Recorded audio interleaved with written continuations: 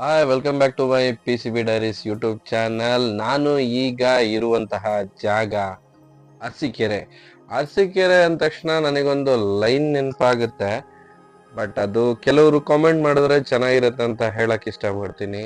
ಆ ಕಡೆ ಇರುವಂತಹ ಜನರಿಗೆ ಗೊತ್ತಿರುತ್ತೆ ಇದು, ಎಸ್ಪೆಷಲಿ ನಮ್ಮ ಬಾಯ್ಸ್ಗೆ ಗೊತ್ತಿರುತ್ತೆ. ಸೊ ಖಾಲಿ ಬಿಟ್ಟ ಸ್ಥಳ ತುಂಬಿರಿ ಡ್ಯಾಶ್ ಅರಸೀಕೆರೆ ಸುಳ್ಳು ಬಾಣವರ ಪೋಲಿ ತಿಪ್ಟೂರು. ಈ ಡ್ಯಾಶ್ಗೆ ಏನನ್ನ ನೀವು ತುಂಬ್ತೀರಾ ಕಾಮೆಂಟ್ ಮಾಡಿ. ಹಾಗೆ ಇದು ಯಾವುದೇ ನಗರದ ಬಗ್ಗೆ ಕೆಟ್ಟದಾಗಿ ಮಾತಾಡ್ತಿಲ್ಲ, ಅಲ್ಲಿ ಪ್ರಚಲಿತ ಇರುವಂತಹ ಒಂದು ಲೈನ್ನ ನಾನು ಹೇಳಿದ್ದೀನಿ, ಅದನ್ನ ನೀವು ತುಂಬಿಸಿ ಅಂತ ಹೇಳಕ್ ಇಷ್ಟಪಡ್ತೀನಿ. ನಾನು ಇವತ್ತು ಅರಸೀಕೆರೆಗೆ ಬಂದಿರುವಂತಹ ರೀಸನ್ನು ನನ್ನ ಸ್ನೇಹಿತನ ಮದುವೆ. ಸೊ ಬನ್ನಿ, ನನ್ನ ಸ್ನೇಹಿತನ ಮದುವೆ ಹೇಗಿತ್ತು ಅಂತ ತೋರಿಸ್ತೀನಿ.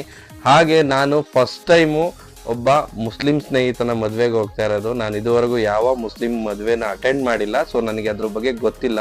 ಸೊ ಇದ್ರ ಬಗ್ಗೆ ಒಂದು ವಿಡಿಯೋ ಮಾಡೋಣ ಅನ್ಕೊಂಡೆ, ಸೊ ಮಾಡ್ತಾ ಇದ್ದೀನಿ. ನನ್ನ ಚಾನಲ್ಗೆ ನೀವು ಇನ್ನೂ ಸಬ್ಸ್ಕ್ರೈಬ್ ಆಗಿಲ್ಲ ಅಂದರೆ ಸಬ್ಸ್ಕ್ರೈಬ್ ಮಾಡ್ಕೊಳ್ಳಿ. ನಾನು ಬಂದು ಅರಸೀಕೆರೆಯಲ್ಲಿ ಇಳ್ದು ಫ್ರೆಂಡ್ಗೆ ವೆಯ್ಟ್ ಮಾಡ್ತಾ ಇದ್ದೆ. ನಮ್ಮ ತ್ರಿಶು ಬಂದ್ಬಿಟ್ಟು ಮದುವೆಗೆ ಕರ್ಕೊಂಡು ಹೋಗೋಕ್ಕೆ ಗಾಡಿ ಎತ್ಕೊಂಡು ಬಂದಿದ್ದ. ಸೊ ಗಾಡೀಲಿ ನಾವು ಹೋಗಿದ್ದು ಮದುವೆಯ ಚೌಟ್ರಿಗೆ. ಒಂದ್ ಕಡೆ ಅನ್ಕೊಂಡೆ ವಿಡಿಯೋ ಮಾಡಕ್ಕೆ ಪರ್ಮಿಷನ್ ಏನಾದ್ರು ತಗೋಬೇಕು ಅಂತ.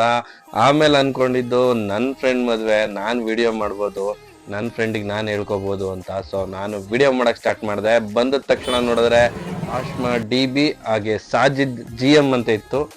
GM ಅಂದ್ರೆ ಇವನೇನ್ ಬೆಳಗ್ಗೆ ಹುಟ್ಟಿದ್ನ ಇರ್ಬೋದೇನಪ್ಪ ಹೇಳ್ಕಂದ. ಬೆಳಿಗ್ಗೆ ಹುಟ್ಟಿದ್ರೇನು ಸಂಜೆ ಹುಟ್ಟಿದ್ರೇನು, ನಮ್ಗಿಂತ ನಮ್ಮ ಫ್ರೆಂಡು ಬೇಗ ಮದ್ವೆ ಆಗ್ತಿದ್ದಾನಲ್ಲ, ಅದೇ ಖುಷಿ. ಚೌಟ್ರಿ ಎಂಟ್ರಿ ಆಗ್ತಿದ್ದಂಗೆ ಅಷ್ಟು ಜನ ಏನು ಕಾಣ್ತಾ ಇರಲಿಲ್ಲ, ನಾವೇ ಸ್ವಲ್ಪ ಬೇಗ ಬಂದಿದ್ವಿ ಅನ್ಸುತ್ತೆ. ಸೊ ಇನ್ನೂ ಯಾವುದೇ ಪ್ರೋಗ್ರಾಮ್ಗಳು ಸ್ಟಾರ್ಟ್ ಆಗಿರಲಿಲ್ಲ.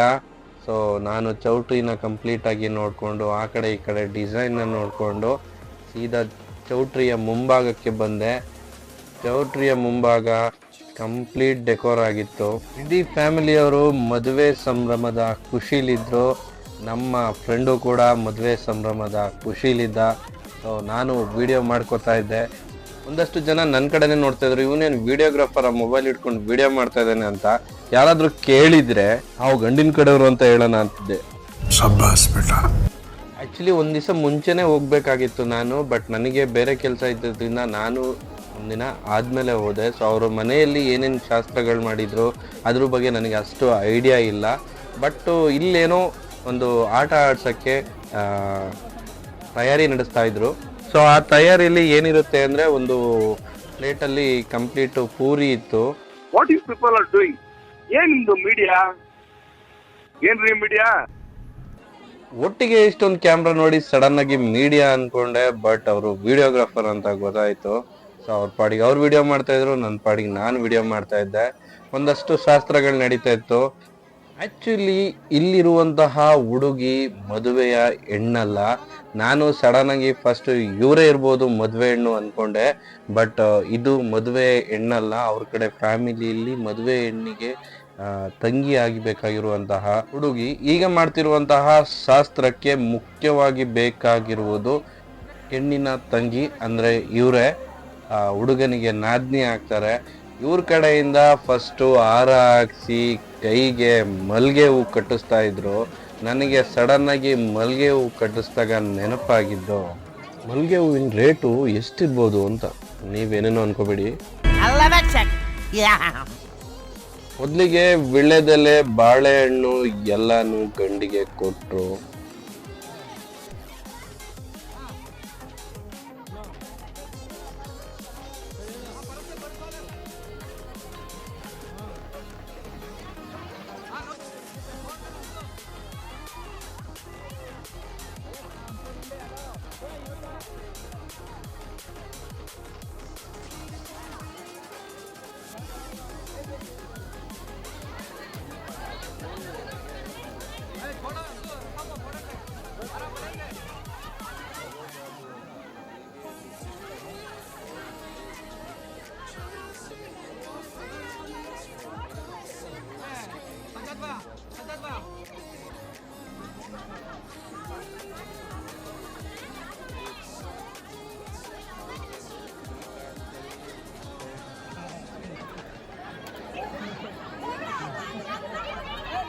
ಬಟ್ ಗೇಮ್ನಲ್ಲಿ ಟ್ವಿಸ್ಟ್ ಏನು ಅಂದರೆ ಉಂಗುರ ಸಿಕ್ಕಿದ ಮೇಲೂ ಮತ್ತೇನೋ ಇದೆ ಅಂತ ಹುಡುಕು ಅಂತ ಹೇಳಿ ಮತ್ತೆ ಹೊಡೋದ್ರು ಕೈಗೆ.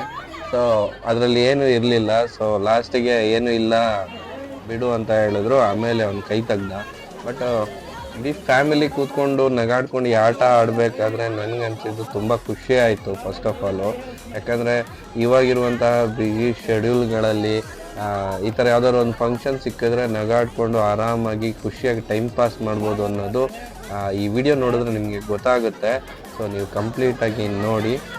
ಇದೆಲ್ಲ ಆದಮೇಲೆ ಹೆಂಡತಿಯ ತಂಗಿಗೆ ಅಂದರೆ ನಾದಿನಿಗೆ ಅವರು ಸ್ವೀಟ್ನ ತಿನ್ನಿಸ್ಬೇಕು. ಅಂದರೆ ಏನು ಪೂರಿ ಮಾಡಿದರು, ಸೊ ಅದನ್ನು ತಿನ್ನಿಸ್ಬೇಕು. ಅದನ್ನು ಚಿಕ್ಕದಾಗಿ ಮುರಿದು ತಿನ್ನಿಸು ಅಂತ ಹೇಳ್ತಾಯಿದ್ರು. ಯಾಕಂದರೆ ಅದನ್ನು ಇವನು ತಿನ್ಸಂಗಿಲ್ಲ, ಅವರು ಕಿತ್ಕೊಂಡು ತಿನ್ನಬೇಕಾಗಿರುತ್ತೆ. ಸೊ ಈ ಥರ ಅಂದರೆ ಪ್ರತಿಯೊಂದು ಸಂಸ್ಕೃತಿನೂ ಎಷ್ಟು ಚೆನ್ನಾಗಿರುತ್ತೆ ಅಂತ ಇದನ್ನೆಲ್ಲ ನೋಡಿದಾಗಲೇ ನಮಗೆ ಗೊತ್ತಾಗುವಂಥದ್ದು.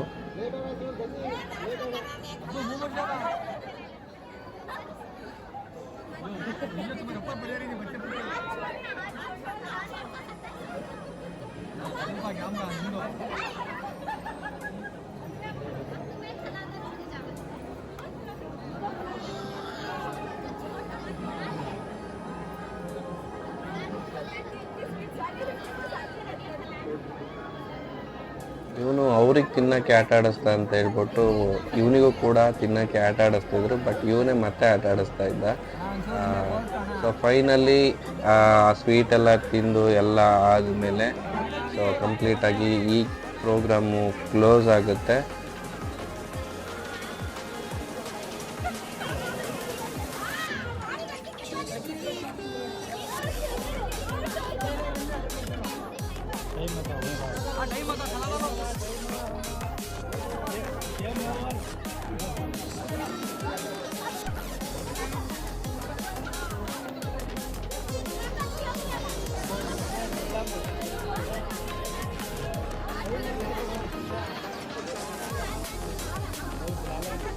ಪ್ರೇಕ್ಷಕರು ಟೈಮ್ ಓವರ್ ಅಂತ ಒತ್ತಾಯ ಮಾಡಿದ್ದಕ್ಕೆ ಇವರು ಈ ಗೇಮನ್ನು ನಿಲ್ಲಿಸಿದ್ರು.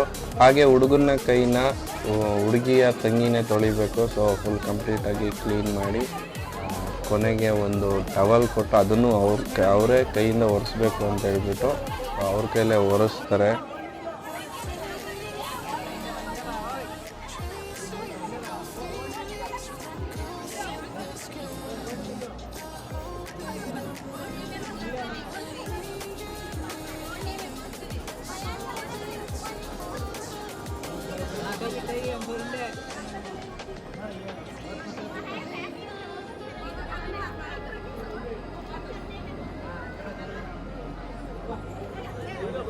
ಸೊ ಈ ಆಟನ ಆಡಿದ್ದಕ್ಕೆ ಹುಡುಗಿಯ ತಂಗಿಗೆ ಉಡುಗೊರೆಯಾಗಿ ಹುಡುಗನ ಮನೆ ಕಡೆಯಿಂದ ಒಂದು ಡ್ರೆಸ್ನ ಗಿಫ್ಟ್ ಆಗಿ ಕೊಡ್ತಾರೆ.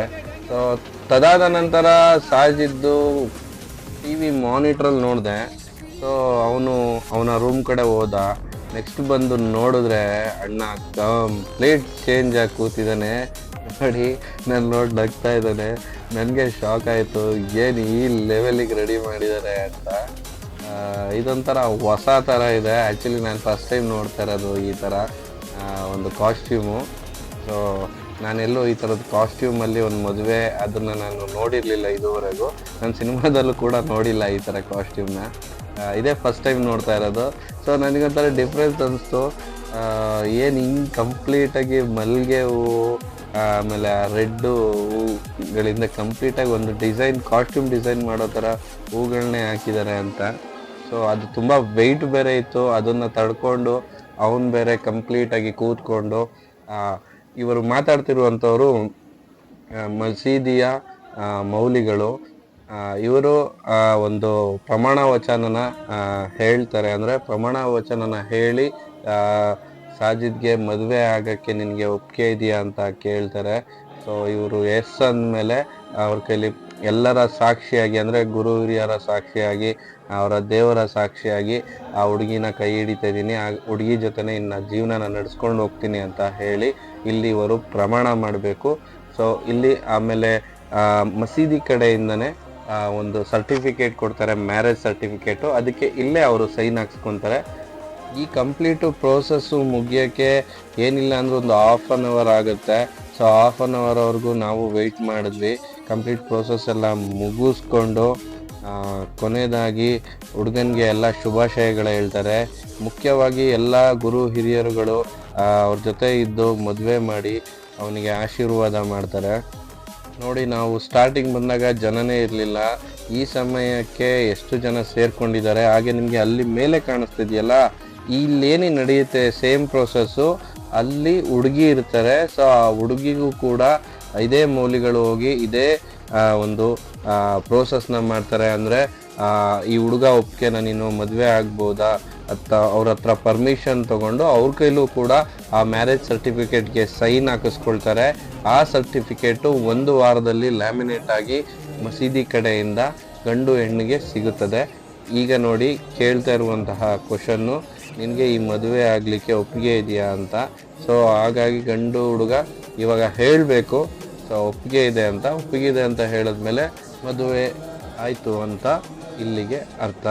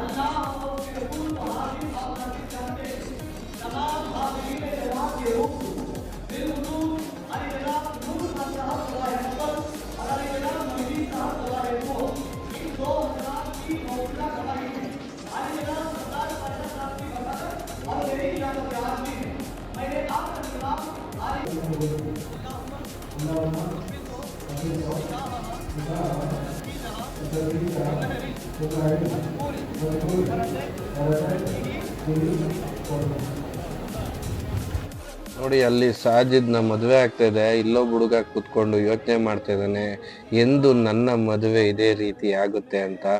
ಅದು ಅವರ ಕನಸು, ಅದೇ ಅವನ ಗುರಿ ಆಗಿರ್ಬೋದು ಅಂತ ಅನ್ಸುತ್ತೆ. ಅವನಿಗೆ ಒಂದು ಹೇಳ್ಬೇಕಾಗುತ್ತೆ ನಾವು, शाबाश बेटा.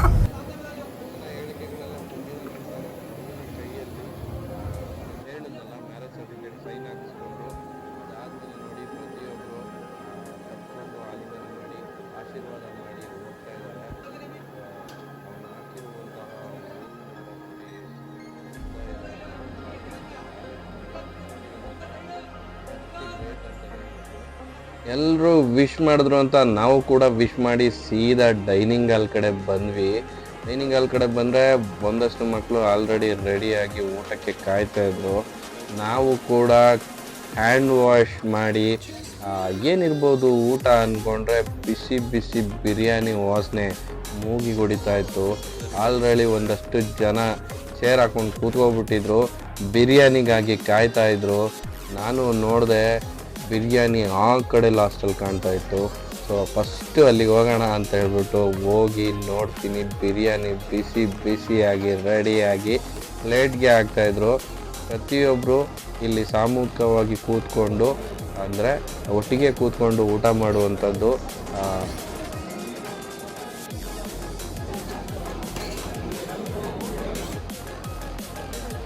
ಬಿರಿಯಾನಿ ಒಂದು ಪ್ಲೇಟಿಗೆ ಹಾಕಿದ ನಂತರ ಇಲ್ಲಿ ನೋಡಿ, ಸ್ವೀಟ್ ರೆಡಿ ಇದೆ. ಪ್ರತಿಯೊಂದು ಕಪ್ಸ್ಗೆ ಸ್ವೀಟ್ನ ತುಂಬ್ತಾ ಇದ್ದಾರೆ. ಎಲ್ಲ ಡ್ರೈ ಫ್ರೂಟ್ಸ್ಗಳನ್ನ ಹಾಕಿ ಒಂದು ಸ್ವೀಟ್ ಮಾಡಿದರು. ಆ ಸ್ವೀಟ್ ಹೆಸರು ನನಗೆ ಗೊತ್ತಿಲ್ಲ, ಬಟ್ ಟೇಸ್ಟಿಯಾಗಿತ್ತು. ನನಗಂತೂ ಭಾಳ ಇಷ್ಟ ಆಯಿತು. ಅದ್ರ ಜೊತೆ ಖರ್ಜೂರ, ಕಲ್ಸಕ್ಕರೆ, ಬಾದಾಮು, ಚಾಕ್ಲೇಟು ಕೊಟ್ಟಿದ್ರು.